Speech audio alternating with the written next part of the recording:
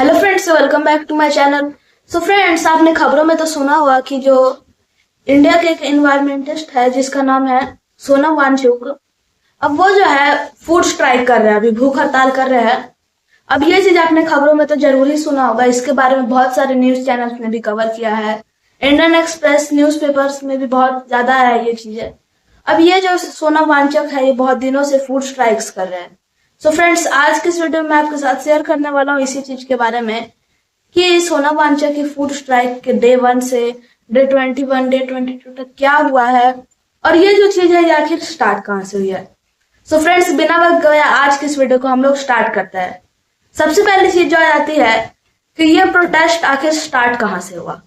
सबसे पहले बात की 15 मई को, जो मैंने आपको एक चीज बताई थी अपने सीजेपी वाले वीडियो में कि जो 15 मई है उस दिन इंडिया के चीफ जस्टिस सूर्यकांत ने कॉकरोच वर्ड का यूज किया था अपनी प्रेस कॉन्फ्रेंस में। मैं आपको एक बार इस चीज के बारे में एक बार फिर से भी बता देता हूँ।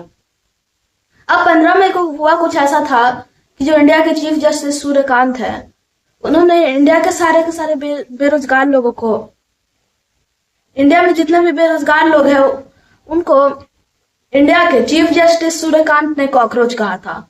अब इस चीज को बोले हुए टोटल 24 घंटे भी नहीं हुए थे कि एक आम आदमी पार्टी का एक आदमी था जो कि पहले आम आदमी पार्टी में काम कर चुका था एएपी में और वो रिटायर हो गया था। अब उस आदमी का नाम था विजय दिपके। अब 24 घंटा भी नहीं हुआ था कि ट्विटर पर और इंस्टाग्राम पर एक चैनल बन गया कॉकरोच जनता पार्टी। अब ये जो कॉकरोच जनता पार्टी थी, जैसा कि सूर्यकांत ने सभी लोगों को कॉकरोच कहा था जो कि बेरोजगार रहते हैं, कुछ काम धाम नहीं करते हैं, अब इसी के नाम पर जब विजय दिपके है उन्होंने कॉकरोच जनता पार्टी के नाम से एक चैनल बना लिया। अब जिस पर एक दिन में 200 मिलियन व्यूज और बहुत सारे उस पर फॉलोवर्स आ गए, सब्सक्राइबर्स आ गए और ट्विटर पर भी इसके बहुत सारे व्यूज आने लगे। मतलब कि एक ही दिन के अंदर ये जो था बहुत ही ज्यादा फेमस हो गया कॉकरोच जनता पार्टी। अब ये जो कॉकरोच जनता पार्टी था उसका मेन यही काम था कि उसमें जितने भी लोग रहते थे वो बेरोजगार रहते थे, कोई काम नहीं करते थे, अनपढ़ रहते थे। मतलब कि इसमें जितने भी लोग हैं, जितने भी मेंबर्स है वो सारे के सारे लोग बेरोजगार है, अनपढ़ है, ऐसा विजय दिपके ने बताया है। और फिर जो है ये जो सीजेपी है इसके बारे में मैंने आपको अपनी सीजेपी कॉकरोच जनता पार्टी वाली वीडियो में बताया है।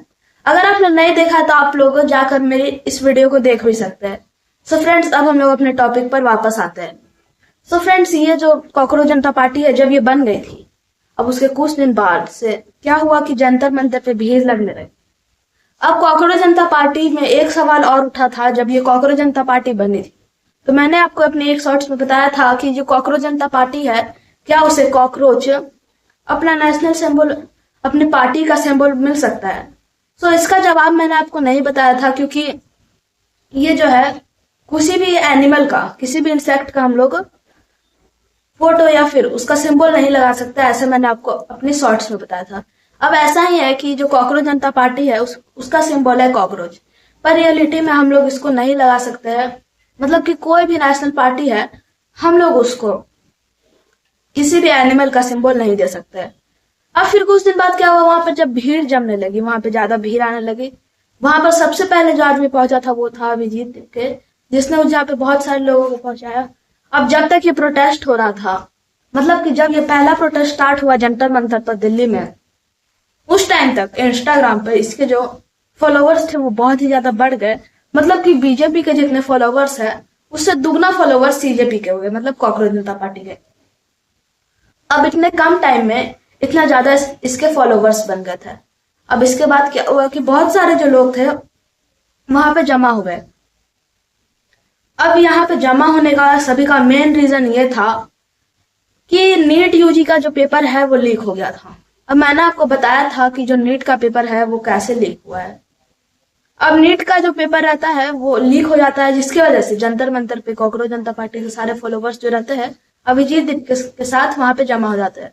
अब इसके बाद क्या होता है कि वहां पर सब नीट यूजी के पेपर की वजह से जब वो पेपर लीक हो जाता है, इसकी वजह से वहां पे बहुत सारे लोग भीड़ लगाना स्टार्ट कर देते हैं, वहां पे प्रोटेस्ट करने लगते हैं। अब ये जो अभिजीत दिपके है ये बहुत ही ज्यादा कॉमन सा आदमी था आम आदमी पार्टी का, पर ये जो है सीजेपी का एक सीईओ टाइप का बन गया। अब ये जो है प्रोटेस्ट करने लगा उस जगह पर, जंतर मंतर के पास। अब उसी टाइम से लेकर अब तक जो प्रोटेस्ट चल रहा है वो जंतर मंतर पे ही चल रहा है। मतलब कि सीजेपी का जो फर्स्ट प्रोटेस्ट था वो जंतर मंतर पर ही हुआ था। कॉकरोच जनता पार्टी जो थी वो 15 मई को बनाई गई थी, और नीट का जो पेपर लीक है वो उसके बाद हो गया था 20 मई को।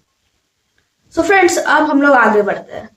अब इसके बाद क्या हुआ कि जो अभिजीत दीपके थे उसके सोनम वांगचुक जो थे उसके बहुत ही ज्यादा बड़े सपोर्टर थे। मतलब कि सोनम वांगचुक एक तरीके से अभिजीत दीपके के सपोर्टर टाइप के थे।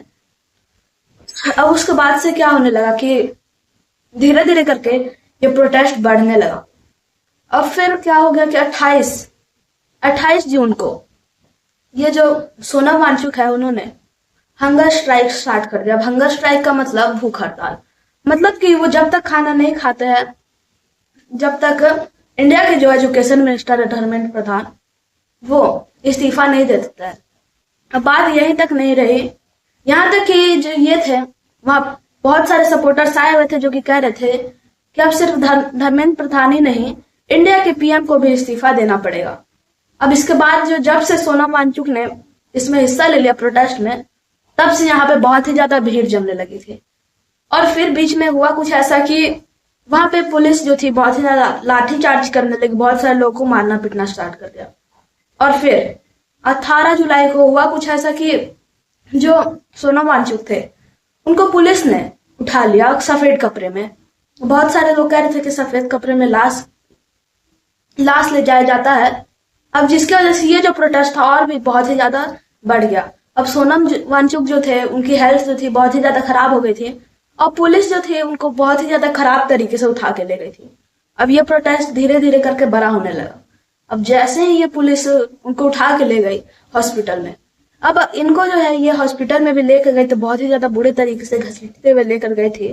और जब हॉस्पिटल में इनको लेकर गया, एडमिट किया गया, तब इनका जो बीपी लेवल था, शुगर लेवल था, वो बहुत ही ज्यादा कम हो गया था लिमिट से। और इनका जो वजन है वो 8.2 kg जितना कम हो गया था, जैसा कि अभिजीत दीपके ने भी बताया है।